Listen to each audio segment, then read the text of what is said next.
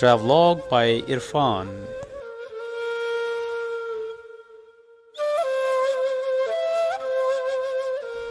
مغل سلطنت کی کہانی ڈاکٹر عرفان کی زبانی.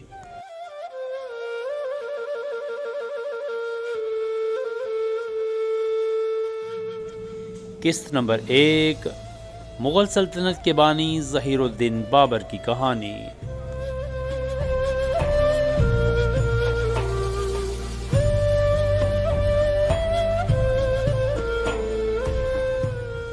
ویڈیو دل کو اچھی لگے تو لائک کیجئے، شیئر کیجئے، اگر آپ نئے ہیں تو چینل کو سبسکرائب کیجئے.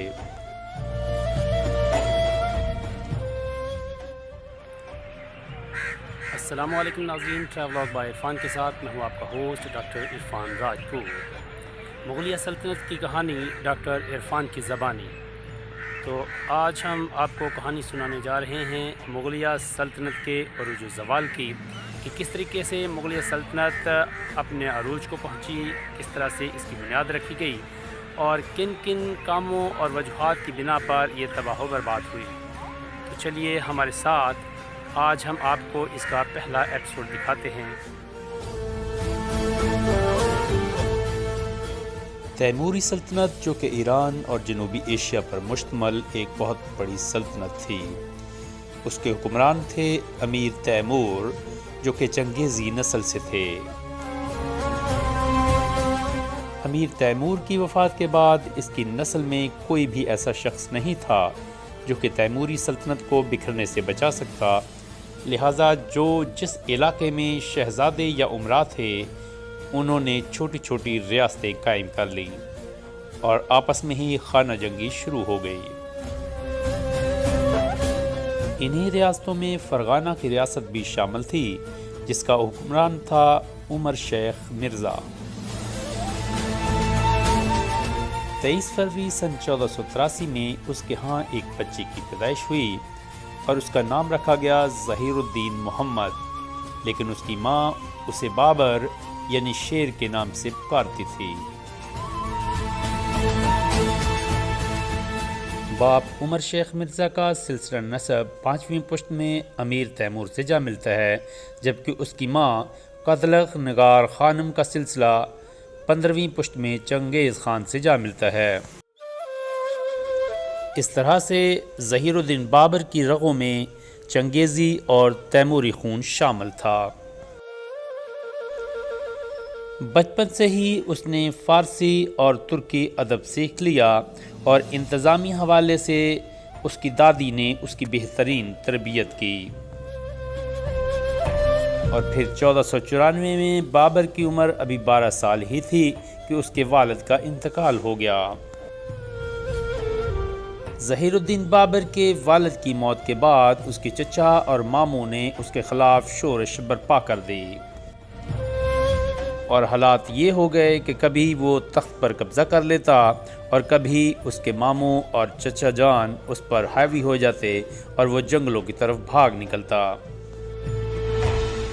اور یہ شدید خانہ جنگی کا دور تھا اور چھوٹی عمر میں ہی اپنی ریاست کو اپنے رشتہ داروں اور دوسری ریاستوں سے بچانے کے لیے 10 سال تک جنگ و جدل میں مصروف رہا. اور پھر وسط ایشیا کے حالات سے تنگ آ کر اس نے افغانستان کا رخ کیا اور 1504 میں کابل فتح کر کے ایک مضبوط حکومت قائم کر لی. ان دنوں ہندوستان میں لودھی پٹھان حکمران تھے. دوسری مسلم خود مختار ریاستوں اور لودھیوں کے درمیان اکثر جھڑپیں ہوتی رہتی تھیں اور آپس کی لڑائیوں سے سلطنت کافی کمزور ہو چکی تھی. ہندوستان کسی دور میں تیموری سلطنت کا حصہ رہ چکا تھا. اس وجہ سے ظہیر الدین بابر ہر اس علاقے پر اپنا حق سمجھتا تھا جو کہ کبھی امیر تیمور کے زیر قبضہ رہا ہو. اسی لیے اس نے ہندوستان پر کئی حملے بھی کیے.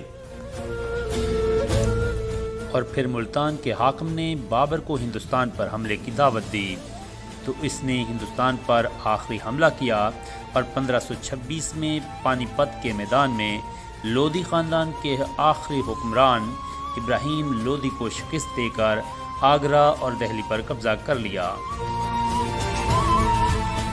اس جنگ میں ابراہیم لودھی مارا گیا، جو کہ بہت شکی مزاج حکمران تھا، جس نے اپنے بہت سے امراء کو قتل کروا دیا تھا۔ یہی وجہ تھی کہ ملتان کے حکمران دولت خان لودھی نے بابر کو مالی اور فوجی مدد کی یقین دہانی کروائی اور حملے کی دعوت دی۔ اور سب سے بڑھ کر یہ کہ جب بابر دہلی میں فاتحانہ داخل ہوا تو اس کا استقبال ابراہیم لودھی کی ماں بوا بیگم نے کیا، اور بابر نے بھی اس کو ماں کا درجہ دیا اور احترام دیا، اور اس طرح سے اقتدار پٹھانوں سے مغل خاندان کو منتقل ہو گیا۔ حالانکہ لودھیوں نے راجپوتوں سے دلی سلطنت کو چھین لیا تھا، لیکن عملاً ان کی حکومت صرف دلی کے چھوٹے سے علاقے تک سکڑ چکی تھی، اور باقی تمام راجپوتانہ میں عملاً حکومت راجپوتوں کی ہی تھی۔ جب بابر نے ہندوستان پر حملہ کیا تو راجپوت پٹھانوں اور مغلوں کا تماشا دیکھنے لگے کہ ان میں سے جو بھی بچے گا اس کو آسانی سے وہ دبوچ کر پورے ہندوستان پر قابض ہو جائیں گے۔ راجپوتوں کا خیال تھا کہ بابر تیمور کی طرح لودھیوں کو تباہ و برباد کر کے واپس افغانستان چلا جائے گا اور ان کا کام آسان ہو جائے گا، لیکن بابر دلی سلطنت ختم کر کے مغل سلطنت کی بنیاد رکھنے میں کامیاب ہو گیا، اور اب راجپوتوں کی آنکھیں کھلیں اور وہ دلی کی مرکزی حکومت حاصل کرنے کے لیے اکٹھا ہونا شروع ہو گئے۔ اور اب چتوڑ کے راجہ رانا سانگا کی قیادت میں راجپوتوں کی متحدہ فوج اور لودھی سلطنت کی تباہی کے بعد بابر کے جانی دشمن پٹھانوں کی 2 لاکھ سے زائد بہت بڑی فوج کھنوابا کے مقام پر بابر کو تباہ و برباد کرنے کے لیے جمع ہوئی، اور پھر ہندوستان نے وہ منظر بھی دیکھا کہ 16 مارچ سن 1527 کو بابر کی 12,000 فوج نے راجپوتوں اور پٹھانوں کی 2 لاکھ کی فوج کو شکست فاش دی۔ کھنوابا کی جنگ میں شکست کے بعد افغان سردار بھاگ کر بنگال کے حاکم نصرت شاہ کے پاس جمع ہو گئے، اور ایک بار پھر نصرت شاہ کی مدد سے 6 مئی سن 1529 کو دریائے گھاگرا کے کنارے بابر سے جنگ کی، لیکن شکست فاش کھائی۔ اور پھر کنوابا اور گھاگرا کی جنگوں کے بعد اب کوئی بھی دلی کی مرکزی حکومت کا دعویدار باقی نہ رہا۔ دلی پر قبضہ کرنے کے بعد سب سے پہلے اس نے اندرونی باغیوں کا خاتمہ کیا، اور پھر گوالیار، حصار، میوات، بنگال اور بہار وغیرہ کو فتح کیا، اور صرف 4 سال کی قلیل عرصہ میں اس کی حکومت کابل سے بنگال اور ہمالیہ سے گوالیار تک پھیل چکی تھی۔ ظہیر الدین بابر نہ صرف ایک عظیم شہنشاہ تھا بلکہ جمالیاتی حس اور فنکارانہ خوبیوں سے بھی سرشار تھا۔ وہ ایک بہت بڑا فنکار اور ایک عظیم ادیب بھی تھا۔ ماہر تاریخ دان اسٹیفن ڈیل لکھتا ہے کہ یہ طے کرنا مشکل ہو جاتا ہے کہ بابر بحیثیت بادشاہ عظیم تھا یا پھر بحیثیت شاعر و ادیب۔ ظہیر الدین بابر نے 12 سال کی عمر سے مرتے دم تک ایک ہاتھ میں تلوار اور دوسرے میں قلم رکھا۔ وہ ایک عظیم بادشاہ کے ساتھ ساتھ فارسی اور ترکی کا ایک عظیم ادیب اور شاعر بھی تھا۔ تلوار سے اس نے مغلیہ سلطنت کی بنیاد رکھی، جبکہ قلم سے اپنی مشہور تصنیف تذکرہ بابری کی۔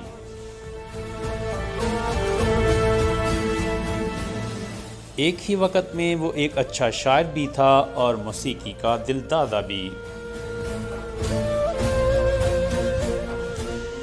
ظہیر الدین بابر کی کل 9 بیویاں تھیں، جن کے نام کچھ اس طرح سے ہیں: عائشہ سلطان بیگم، بی بی مبارک یوسف زئی، دلدار بیگم، گلنار آغاچا، گل رخ بیگم، مہم بیگم، آسیہ رضوی، نارگل آغاچا اور سیدہ آفاق۔ جبکہ اس کی اولاد میں 4 بیٹے اور 6 بیٹیاں تھیں۔ بیٹوں میں مرزا حمدال، نصیر الدین محمد ہمایوں، کامران مرزا اور عسکری مرزا، جبکہ بیٹیوں میں گل بدن بیگم، فخر النساء، گل چہرہ بیگم، التون بیشک، معصومہ سلطان بیگم اور گل رخ بیگم تھیں۔ جبکہ اس کی ایک ہی بہن تھی جس کا نام تھا خانزادہ بیگم۔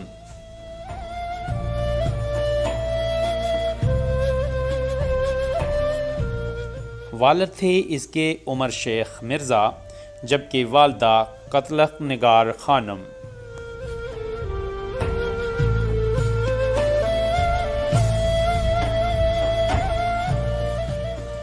اور پھر 26 دسمبر سن 1530 عیسوی کو 47 برس کی عمر میں ظہیر الدین بابر کا آگرہ میں انتقال ہو گیا۔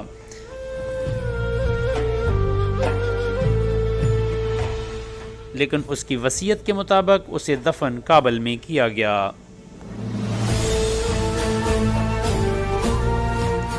شہنشاہ جہانگیر نے اس کی قبر پر شاندار عمارت بنوائی جسے بابر باغ کے نام سے جانا جاتا ہے، اور یہیں پر اس کا مقبرہ تعمیر کیا گیا۔